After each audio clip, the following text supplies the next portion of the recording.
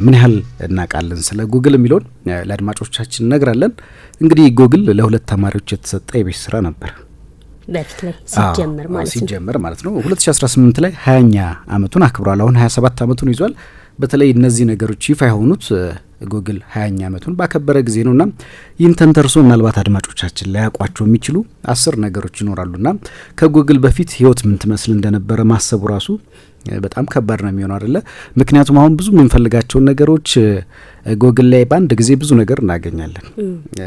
ይህን ራሱ ጉግል ከየት ነው የሚያመጣው? በተለይ አንድ መረጃ ስንፈልግ በፍጥነት ያመጣልናል። ይህም ሌላ እንዴት እንደነበረ እነዚህ ነገሮች በሙሉ ማስታወስ ግድ ይላልና ምን ብንፈልግ የአንድን ቃል ትርጉም፣ አጻጻፉን፣ የቦታ ጥቆማ በጉግል ማፕ ብዙዎች ይሄዳሉ አይደለ?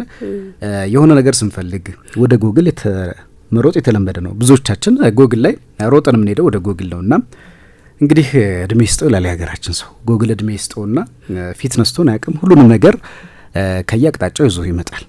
ስለዚህ ይሄ ደግሞ በተለይ ጉግል የሚያመጣቸው ከየት ነው ብለን ስንጠይቅ በርካታ ሶሻል ሚዲያ ገጾች አሉ አይደለ? ከነሱ ከተጻፉ ጽሁፎች ከዛው ከማህበራዊ ሚዲያ ነው። እኛ ወደ ጉግል አንድ ሰርች ስናደርግ ጉግል ስለኛ ደግሞ ሰርች ያደርጋል። በነገራችን ላይና ሶሻል ሚዲያ ላይ ያለው እንዳለ የሰው ልጅ አእምሮ ውጤት ነው። መልሶም የሚያገኘው የራሱን ፈጠራ ነውና እንግዲህ ጉግል በቀን በርካታ ሰርች ይደረጋል። ከዚህ ቀደም በተደረገ ጥናት መሰረት በፎርብስ የተሰኘው መጽሔት ባወጣው መረጃ መሰረት እንግዲህ ቀደም ባሉት አመታት ትንሽ ቆየት ያለ ነውና አሁን በቅርቡ ግን በተለይ ለተጠቃሚዎች ላይ በተጣራው መረጃ መሰረት በማርች ወር ላይ የተደረገ ፍለጋ ነው ወይም ደግሞ በተደረገው ጥናት መሰረት በቀን 16.4 ቢሊዮን የሚጠጉ ሰርቾች ይደረጋሉ ወደ ጉግል። ከዛ ባሻገር ደግሞ በየሰከንዱ 189.815 ሰርች ይደረጋል። በየደቂቃዎች ደግሞ በሚሊዮን የሚቆጠሩ 11.4 ፍለጋዎች ይካሄዳሉ።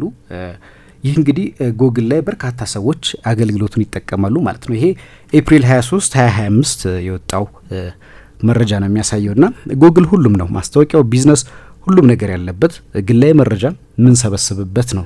ስለዚህ ይሄ እንግዲህ እንደዚህ ከሆነ አይቀር እናፈራርጧ ጉግል ምን ይዟል የሚለውን ነገር ማለት ነውና ይህንን ሚስጥር እንግዲህ እንንገራችሁ ለአድማጮቻችን።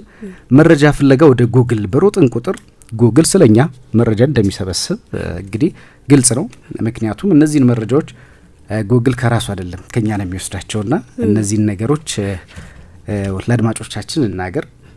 እንግዲህ ስያሜው ጉግል ማለት ጉግል ነበረ። ስያሜውን በስህተት ነበር ያገኘው። በእንግሊዝኛው ጉግል ማለት GOOGL ጉግል ማለት ነው። ጉግል ነበረ። ከዛ በሂሳብ ቀመርና በመቶ ዜሮዎች ማለት ነው ትርጉሙ። የሂሳብ ቀመርና 100 ዜሮዎች ማለት ነው። እናም እንግዲህ ተማሪው ተሳስቶ ተማሪዎች የሰጣቸው የቤት ስራ ነበር ብለናልና ጉግልን ወደ ጉግል አመጡት። የጉግል ፈጣሪዎችም ይህንን ቃል ለመጠቀም መረጡ ማለት ነው። በተፈጠረው ስህተት አሁን ያለውን ስም አገኘ። ሌላው እንግዲህ ከጉግል ጋር ተያይዞ የጉግል ፈጣሪዎች ላሪ ፔጅ እና ሰርጌ ብሪን ለጉግል የሰጡት የቀድሞ ስም በእንግሊዝኛው ባክረብ ነበረ፣ ወይም ደግሞ የጀርባ ማሻ የሚል ትርጓሜ ሊሰጠው የሚችል ቃል ነው። ምክንያቱም እንግዲህ ሰዎች ፈልገው የሚያገኙት መረጃን ጉግል ላይ ከሰፈሩ ሌሎች ድረገጾች በማሰስ ስለሆነ ከዛ ላይ ስለሆነ የሚገኘው ስሙን ሊቀይሩት ተገደዱ እንጂ በኋላ ላይ ወደ ጉግል መለሱት። ሌላው የተንጋደደ ነው። በተለይ ጉግል የንግድና ጠንከር ያሉ ጉዳዮች ብቻ ሳይሆኑ ጨዋታዎችም አሉበት። ለምሳሌ እያንዳንዱ እንደ ማሳያ ጉግል ላይ ሄደን አስኪው የሚል በእንግሊዝኛው መፈለጊያ ላይ ብንጽፍ ውጤቱን የሚያመጣልን ውጤት ምስሉ የተንጋደደ ነው የሚሆነው። ብዙዎች ይህንን እንደ ጨዋታ የሚጠቀሙበታል። ሌላው እንግዲህ የጉግል መስሪያ ቤት ላይ አሜሪካ ካሊፎርኒያ በሚገኘው የጉግል ዋና መስሪያ ቤት ላይ ወደ 200 ያህል የሚጠጉ በርከት ያሉ ፍየሎች አሉ። ይህም ደግሞ ጉግል በተለይ ለእንስሳት ወይም ደግሞ ለተፈጥሮ ያለውን ቅርበት ለማሳየት ነውና አድማጮቻችንን አራቱን ጠቅሰናል። ከአምስተኛው ጀምረን አጠር አድርገን ካለን ሰዓት አንጻር ወደ አድማጮቻችን እናድርስ። ሌላኛው እንግዲህ እየተመነደገ የሚገኝ ቢዝነስ ነው ጉግል። ፌስቡክ፣ ትዊተር፣ ኢንስታግራም ወይም ቴሌግራም እንጠቀማለን። እነዚህ የማን ንብረቶች እንደሆኑ ብዙዎቻችን አናቅም፣ ግን ንብረትነታቸው የጉግል ነው። እንግዲህ ጂሜል፣ ጉግል ማፕ፣ ጉግል ድራይቭ፣ ጉግል ክሮም ከተሰኙ ተጨማሪ በተለይ የጉግል ከፈረንጆቹ 2010 ጀምሮ በየጊዜው የተለያዩ ቴክኖሎጂዎች ኩባንያው የግሉ ሲያደርግ ቆይቷል። አሁን ደግሞ በተለይ ሊያውቁትም ይችላሉ አድማጮቻችን አንድሮይድ፣ ዩቲዩብ እንዲሁም ኤዲሰን የተሰኙ የቴክኖሎጂዎችን የጉግል ንብረቶች ናቸው። ከሌሎች 70 ያክል ኩባንያዎች ጋር ጉግል የራሱ አድርጓል። ሌላው ዱድል ነው። መገለጫዎቹ እንግዲህ የጉግል ተማሪዎች ውድድር ዱድል የተሰኘ ውድድር አለው። ቀደም ሲል እንዳልነው ፈጠራን ለማበረታታት ወይም ደግሞ ተማሪዎች ላይ የሚሰራው ይሄ ጉግል ውድድር እንግዲህ አሜሪካ የሚገኙ ተማሪዎች የድርጅቱን ምልክት ፈጠራቸውን ተጠቅመው እንደ አዲስ እንዲቀርጹት ይደረጋል። የሚበረታታም ነው። ይህ ውድድር እንግዲህ ከተጀመረ ወዲህ የጉግል አርማ በየቀኑ ሲቀያየር እናስተውላለን። ለምሳሌ ዛሬ የሆነ ቀን ከሆነ የዚህ ያን ቀን በማስመልከት ሎጎቹ ይቀያየራሉ።